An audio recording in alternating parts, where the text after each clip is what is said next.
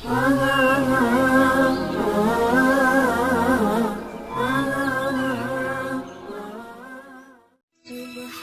அன்பார்ந்த இஸ்லாம சகோதர சகோதரி, எனது அன்பார்ந்த தோழன் தோழிகள் அனைவருக்கும் அல்லாஹ்வுடைய நாமத்தால் சாந்தியும் சமாதானம் உண்டாவதாக.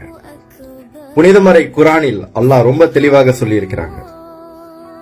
நீங்க ஜிக்கர் பண்ணாலும் சரி, நீங்க தொழுகை பண்ணாலும் சரி, நீங்க பிரார்த்தனை பண்ணாலும் சரி, நீங்கள் மிகவும் பணிந்து இறைந்து கேட்க வேண்டும். நீங்க அப்படியே இறைவா இறைந்து கேட்பதால் அவன் இறைவன் இறைவா எனக்கு அருள் புரி ஐயனே அப்படின்னு கையேந்தி நிக்கணும்.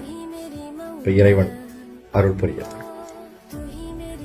ஆனா நான் இன்னைக்கு 5 வேளைக்கு மேலேயே தொழுதுட்டேன், நான் இன்னைக்கு 10,000 ஜிக்கர் முடிச்சிருக்கிறேன், நான் இவ்வளவு நேரம் இன்னைக்கு குர்ஆனை ஓதிட்டேன், பெருமைப்படக்கூடாது.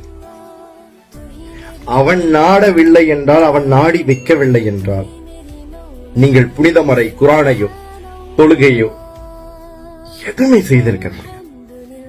இறைவன் நாடி அதை நன்மையாக்கி வைக்கவில்லை என்று சுவாகியா அல்லாஹ் இன்னும் மேலும் தொடரும் போது என்ன தெரியுமா சொல்றாங்க?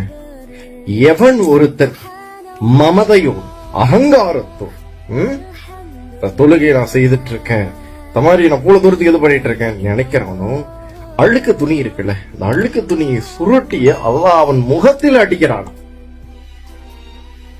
அழுக்கு துணி என்றா யோசிச்சுக்கங்க, உங்களை எந்த இடத்துல அல்லாஹ் பார்த்துட்டு இருக்காங்க.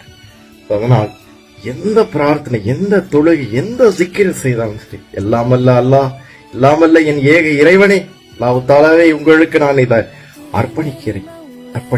டோட்டல் சிறந்த உங்களுக்கு தேவையான நேரத்துல அல்லாஹ் இறங்கி அருள்வாராக. உங்கள் அனைவருக்கும் அல்லாஹ்வுடைய நாமத்தால் சாந்தியும் சமாதானம் உண்டாவதாக. Spiritual gangster.